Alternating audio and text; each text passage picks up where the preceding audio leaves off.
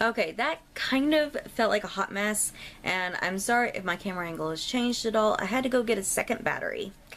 But that is pretty much everything I want to talk about in like the plot, writing, and stuff like that, like as a whole. Now I'm going to get into what I tabbed. What these tabs mean, if you can actually see the colors, is yellow, which is the majority of these, means things I didn't like. Pink are the things I did like, and purple are the things I was questionable about. Like, I didn't dislike it or like it, I needed to know more information to understand what the hell this was and what was going on. And I'm not going to be removing any of these tabs, by the way, so hopefully I don't lose my place. My first tab here is pink. It's the galaxy as a whole, and I really like the names of all the planets, and I was just marking that. I like that. I like how it looks and everything. This tab is in the prologue, and it probably should have been pink because I really did like this prologue. I just didn't like the whole vengeance will be mine being said 3 or 4 times. That was very, very annoying. And like I said, there are significantly more amount of tabs in the beginning than there is in the end because the story did get better. This tab here, it was mainly because they kept using words like demons, god stars, devilish, hell, soul, and stuff like that that are Christian concepts that I feel shouldn't exist in this world, and if they should exist in this world, just let us know why. I mean, are the ancients that they talked about in this book like earthlings? Did Earth come to this planet, or was this planet Earth a long time ago, and that is why these concepts exist? Is that why you follow English speech patterns? Is that why everyone is humanoid? Just let us know, because right now everything just looks poorly developed and lazy. Next up, on page 17, there have been like 6 different planets mentioned, but we have no context for any of them. And the book starts on page 9, so we're barely into this book, and we are already being overloaded with planet names that mean nothing. Chapter 2, I just have a tab that says, what the hell is a Darawak? I feel like that is a good question. I still don't know. The pink tab up here says, I like Arcadius' description. The planet of Arcadius, actually, the visual I have for it is very nice. I think they did a really good job describing that. I would like to know, like, more like the planet as a whole instead of just where Andy was, you know, where she lives and everything. But I really do like it. Down here, I can't like remember exactly what is going on, but it says, but this game they were playing rarely ended with laughter and fun. It would end with bodies burning in the sky, the air sucked from their lungs as they succumb to the void of space. This I have a problem with just because this is something that should be common sense, but bodies don't burn in space because there is no oxygen in space. So if you are saying that these bodies are in space and burning, that is just, I mean, like I said, to me this is common sense. But I know to a lot of people, I actually asked a couple members of my family, and they didn't understand why I had a problem with this. But if they're talking about bodies burning in space, nothing can burn in space. There's no oxygen for the fire to burn. Next up on page 34, we have them talking about Dex's gloves and how triangular blades spring out from each of them over his knuckles. And these gloves are almost never mentioned again. I don't know what happened to them. Did they get lost? What happened? But we never see them again. But my tab says, you are not Wolverine. This was just a tab where we were in Dex's point of view and it switched to Andy's. I've already talked about that. Then on the next page, we have Bulletproof Brack, which I don't have a problem with. We don't know anything about Nuvendans except for their giants with bulletproof skin. But bullets don't flatten. So unless there's something about, I know, Read Between the Wines says something like this. I have fired a weapon multiple times. Bullets ricochet. I mean, this is just something that's common knowledge. Anyone who watches, can't speak.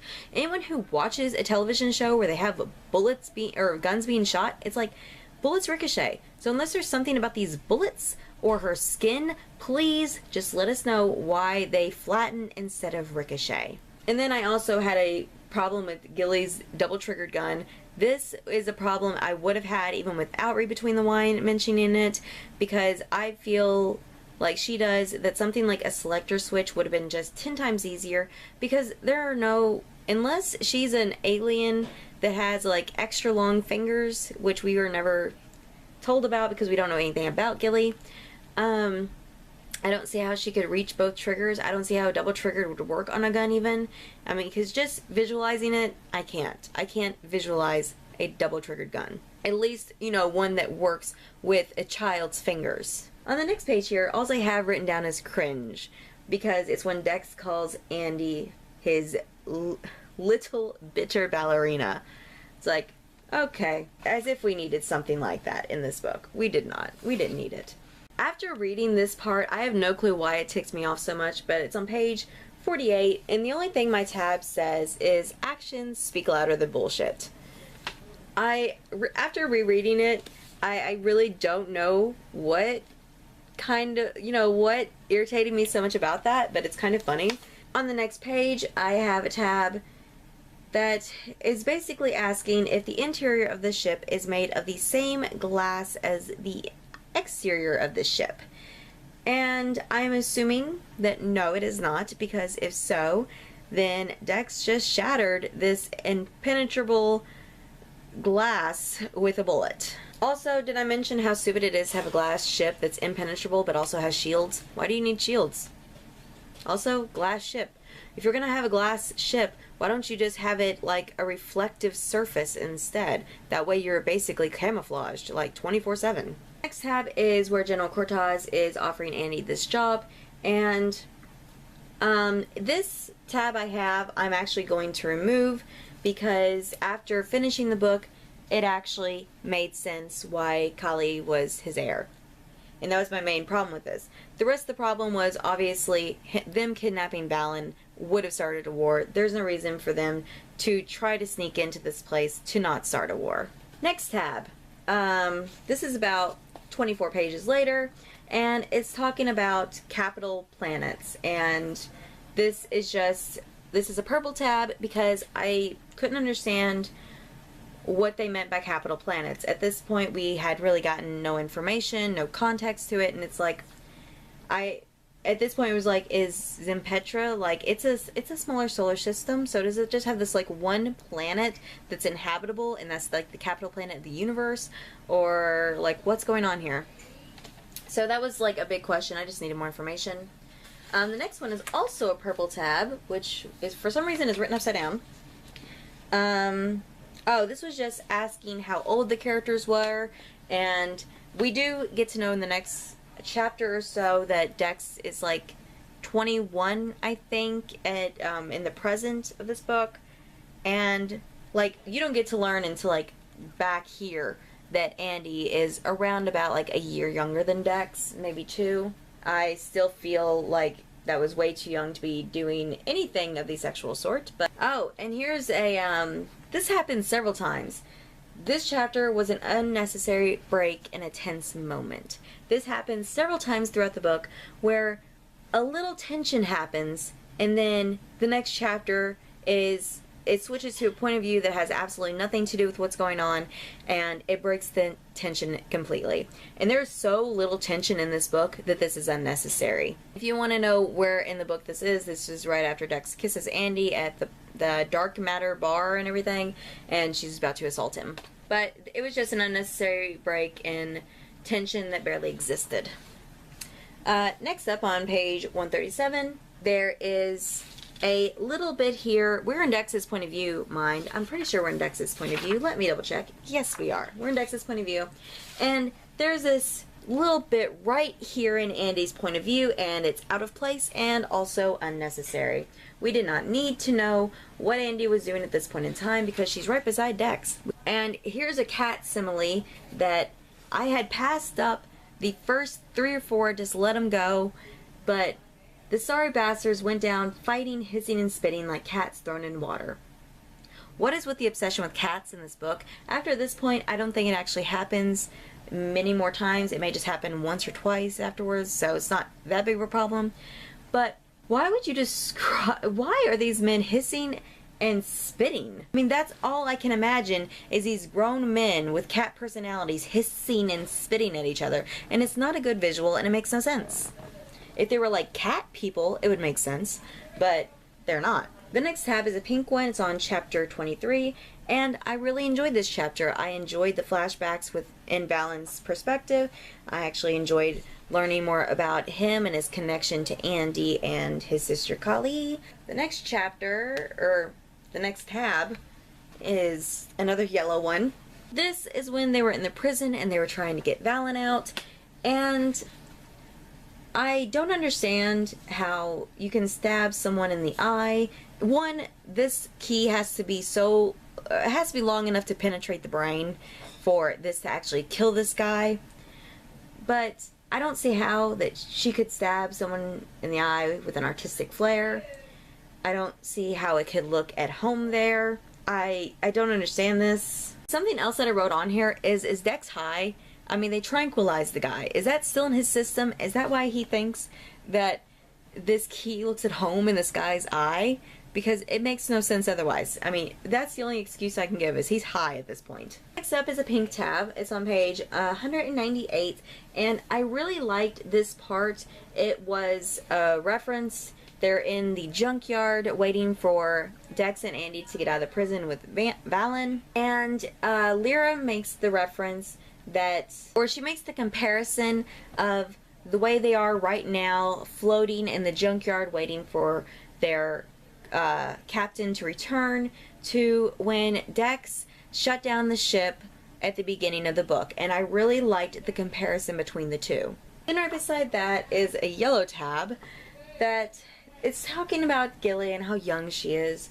Her youth had been pulled out from under her by the awful things done to her in the past, and her innocence certainly hadn't been restored by the road she now followed with the girls. To put it blatantly, I don't care.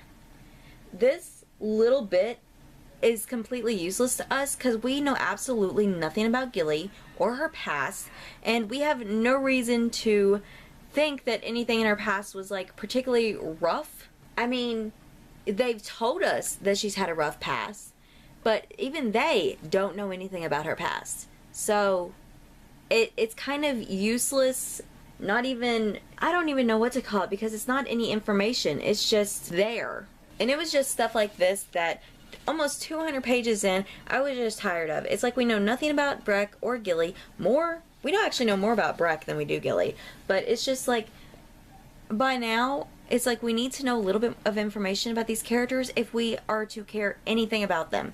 And this is just frustrating because it's not helpful. This next tab says, still don't know how cold Solera is after 3 to 4 references. And this is counting the Solarian Ice Wolf, the Solarian Ice Mare, which this mare, if it's a horse, this is a cannibalistic horse. But after those 2 references, and they're talking about it, the reference they're making right now is it was so purely Androma to be as cold as a Solarian day.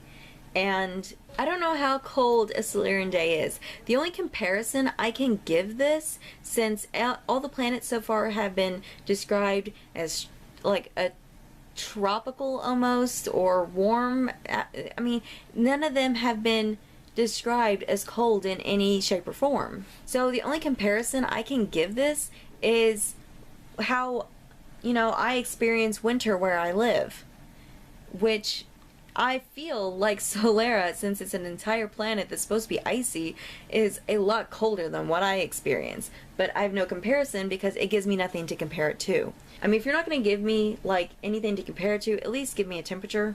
Next up is a purple tab. This is 228 pages in. It's basically Dex is telling Andy the truth.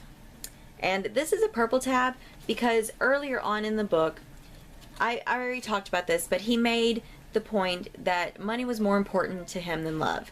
And I just want to know why he said that in his perspective mind, when we come to this in his perspective, and he's going on about how he didn't have a choice, how it was her or her father, it was her or his father, and it felt so out of character.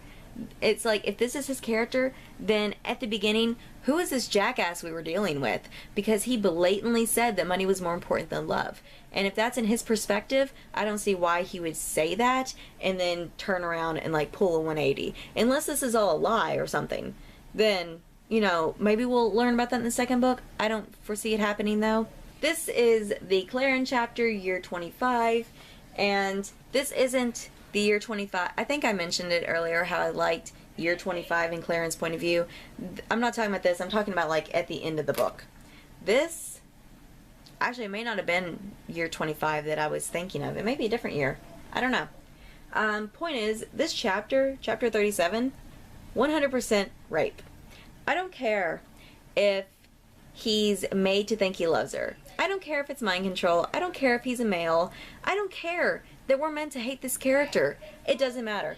This is 100% rape in every shape or form, and it is not okay. And it's also brushed over, and we hear nothing about this. The only repercussions we get is at the end when he murders her, which I can't, after that, I mean, I can't say I blame him. I mean, Claren is like my least favorite character in all this, just because she's so manipulative and she's a psychopath. She's literally a psychopath that should have never been put into power. Let's see, the next chapter, I still don't think that actually, like, justifies anything that General Cortez did with her planet or anything, but I still think she got her just desserts. Let's see. Our next tab is on page 246, and they're talking about Valen's DNA, and Andy makes the comment, what, like he changed his blood type or something? And I know a couple of people have mentioned this in their review. My thing is, the only thing I wrote is Andy is either an idiot or she needs to start thinking before she speaks, because it's impossible to change your blood type. And apparently the infusions, is that what it's called? It's been a while since I've actually donated blood, but it says at the end of the book that Lon, Lyra's brother, is a universal donor. So the blood transfusions that exist in our world, I am assuming, is the same as it is in this world, where you can't just put anyone's blood in you and it works. You have to have like a specific blood type, which I don't see why a specific blood type wouldn't fit in with alien species and then go from there into another set of blood types. But we don't know if it does or not because we're not told. It's confusing and it's irritating and makes no sense, and I think I bring this up later on, but the changes to Valen's DNA, the only thing I can see that being is the chemical Zenith. If this is the mind control drug Zenith through his system, then I can kind of see how Valen turns out the way he is, but at the same time, I don't know, it's not told to us at all, and we don't really have a lot to go on Valen, unless, well, we don't know when he got the drug in his system. I don't know, that's very confusing. I'll get to it later on. Let's move on. This next one's a purple tab. It says, I'd like to know, oh yes, this is when the drug is first given to test subjects, and it describes the liquid as going into their forearms. Now, it says that this blood has to go in an area where it can get to the blood, and that's the reason why I thought it was in Valen's blood, because that's how this drug works. It goes into the blood. And I can see how the one prisoner, it gets into his eye and goes into his bloodstream that way. I don't understand how it goes into the other prisoners' forearms and gets into their bloodstreams. It describes it as slipping through their skin. Now, it's already said that it has to go in through like a cut or an opening or anywhere it can get to the blood. The last I checked, there is no way to get to the blood through your forearms. These are all pores that do not go to the blood. So I don't understand how this happened. It needs to be further explained. Is it the species they are? No, it even said it. I just went through that whole thing where it has to go through the blood. It has to be at a point, like if there's a cut on their arm or something like that, it'll go in that way. But this makes no sense. There's no way that we know of at least, for this drug to get into their blood system. I'm confused. Let's move on. This next tab, I had let go this little line right here, even the stars can bleed. My thinking was that when she referenced stars, for the millionth time someone references stars, but I was thinking that maybe she meant stars as in important people. Like, even important people can bleed, not just her people and her and, like, you know, people that have been basically shoved to the side by the rest of the galaxy. But then there's another reference, or another line here that's just cringeworthy. I want to wear it while we feast on the galaxy's bones. What the hell are the galaxy's bones? How can you feast on them? What does this even mean? You know, this is the point where I was angry, like, through the majority of this book, because of all of the weird ways it was describing things and saying things like this that just made no freaking sense. And this is where I literally blew up. I even have a cuss word in this tab here, which I don't cuss very often, or I'm trying to stop cussing. But I don't know what this means. And it doesn't make what she's saying seem deep or inspiring. It does nothing. It just makes me think that she's freaking stupid. But moving on, because I can actually start to feel a headache coming on. This, I'm actually happy to say, this was like the gap between that tab and the next tab. I mean, I had a lot of problems with all of that right there, but I was trying to tab less. I was letting things slide a little more, mainly because even though they irritated me, they weren't actually that bad.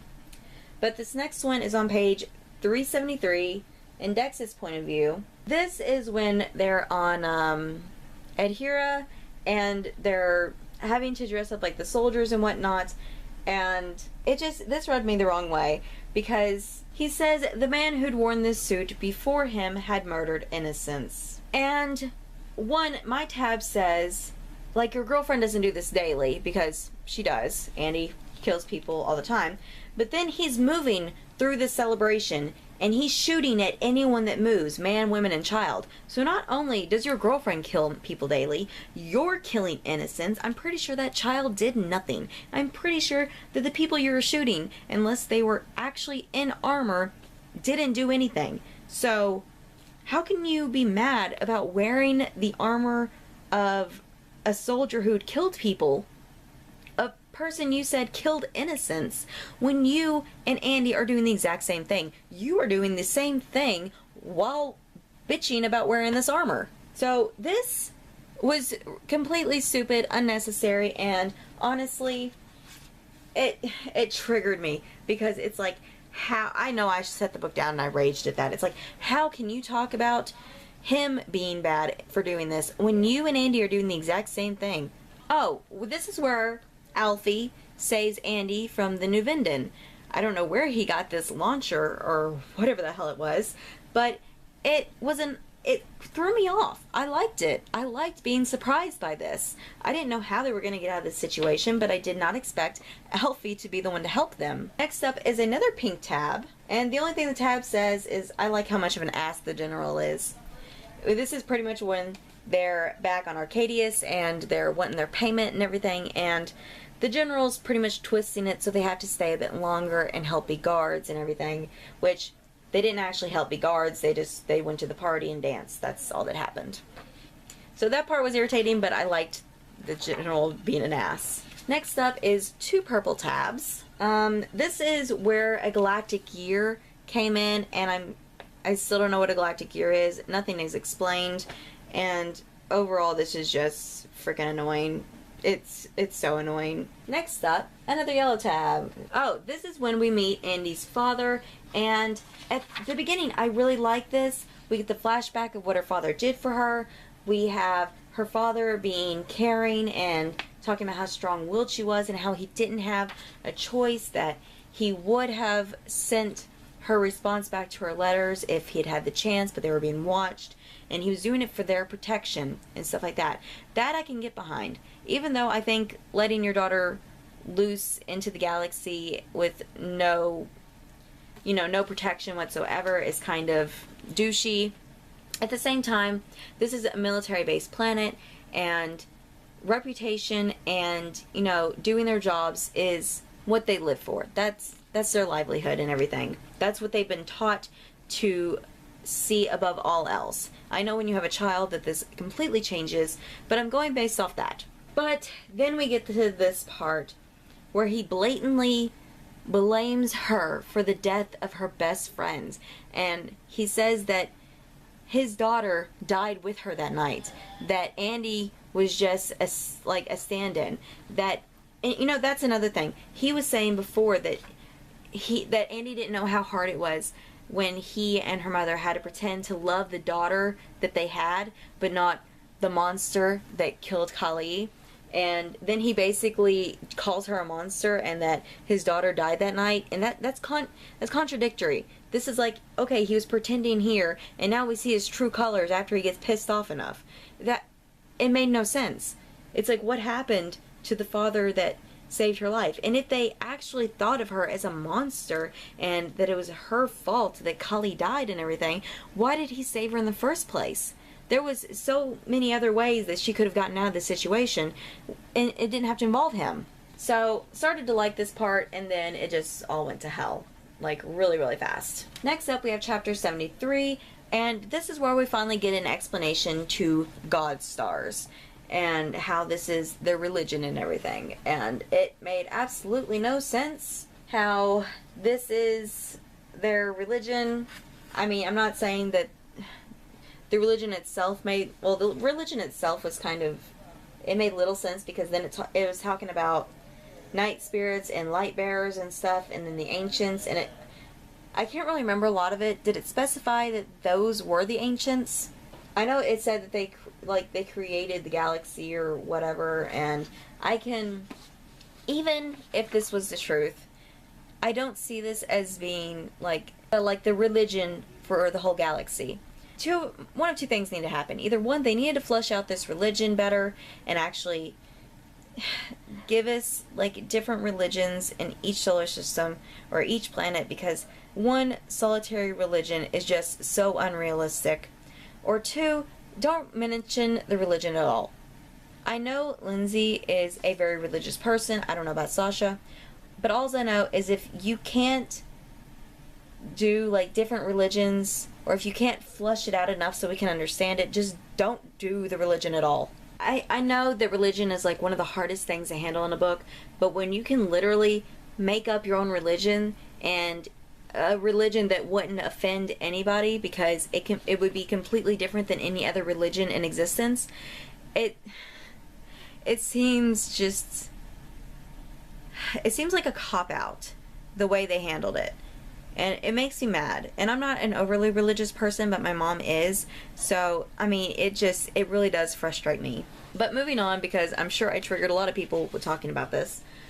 Another yellow star, talking about Andy and Valen's friendship. The only thing I had on here is it happened way too fast. And the little side note I made is the crew is the furthest thing from scary. He wasn't actually scared of her crew. He was just trying to manipulate her, which we learn later on because he can't get past her mental defenses or whatever, which, whatever, that kind of makes sense. There's obviously going to be people that are less susceptible to it, and people that can resist the Zenith drug, so all of that makes sense. I was okay with all that. It's just the friendship thing. Andy should have really seen something going on there. Valen didn't like her before Kali died, or they really never interacted. So why would he want to be a friend now, of all times? Next up, it's a good little chunk here since the last time I tabbed. And this is in the Claren flashback from year 30. And all I put on here is I love the way General Cortaz killed Claren. I really enjoyed it. I really, really did. One of my questions towards like the middle of the book was, how did Claren die? We stopped getting like chapters from her, and I was like, how are we gonna get any more? I want to know how she died, because she obviously isn't alive in the present. So I liked that was answered, and I also liked the way she died. It was well deserved. And the last tab is purple. And this goes into Valen being under mind control again. What I wrote was, unless Valen's under Zenith, I don't understand why he would work with them after everything. She basically tortured him until you know, his power of compulsion and stuff came, you know, it actually manifested in him so that he could actually, you know, control people with his voice and whatnot. But I don't understand. Unless he was given this information, like he was told that he was going to be tortured until his power came to fruition, which it doesn't say that he was told. But unless he was, and I don't understand why he would help them after all the torture he did, unless he was under the influence of this drug. Because even if his home life was hell, at least he wasn't being tortured to an inch of his life and being starved. I mean, I don't care, sister or not, I wouldn't help Noor unless I was under the influence of a mind control drug and I had to help Noor. And maybe that's why we had a Lyra chapter while she was under the influence of this drug, so we could see the comparison between her and Valen, because that's where all of this, like, came to mind. That and the fact that there was something wrong with his DNA. Part of me really hopes he is. That way, you know, all of this is, like, explained in a way that's actually understandable. The reason why he went from the way he was in the beginning of the book to the end of the book. But I don't know. I mean, at the same time, we're not really led on to how much free will the person under these drugs has. But that is the end of the tabs, and I think pretty much the end of my discussion for this book. So I know this question is going to come up if I don't address it now. Will I be reading Nexus? If I had answered this question while I was reading anything but the last 50 pages of this book, I would have said hell no. You couldn't pay me. Well, actually, you could pay me something. I would read the book if you paid me. I'm not going to say that because I could use the money. I 100% will probably read Nexus. I say 100% then probably. Like, it's a question. Like 90% chance that I'm going to read Nexus. Let's go with that. The only way I'm going to be reading Nexus is if, one, I can get it from the library, which my library refuses to get Zenith in any kind of format, whether that's ebook, through their system, through physical copy, or through audiobook. They won't do it. I asked them to get in the audiobook for this book, and they flat out told me that I would have to go to an audio app and get it, an audiobook app, and get it that way. And sufficient to say, I don't want to pay $30 for an audiobook that I'm only going to listen to once. So that didn't happen. The second way I'll get this book is if my library doesn't get it in, which is, like, really likely. I will be waiting until Nexus becomes available at either the book outlet or Half Price Books, or even online Books A Million, and it's like crazy cheap. I will not, under any circumstances, pay full price for Nexus after the headache I got reading Zenith. Just because I like the last 40 or 50 pages means nothing. I'm not going to go out of my way. I don't care enough to know what happens next to pay full price for the book. You know, speaking of the book, I don't even think I told you guys what my rating was for this book, but I gave it a 2 out of 5 stars. I mean, it wasn't terrible. It wasn't the worst book I've ever read, but it was pretty bad towards the beginning.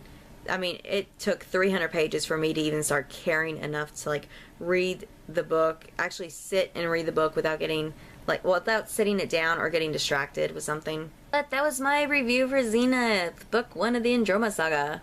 This book has been out for over a year now, so I know a lot of people have something to say about this book. And there's probably a lot of people that have something to say about me making this video in general.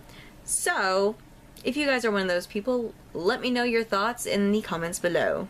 But with that, thank you guys so much for watching. I know it's been a super long video. I've been sitting here for like 2 hours at least talking and my throat's killing me. I may actually have to split this video into 2 separate ones.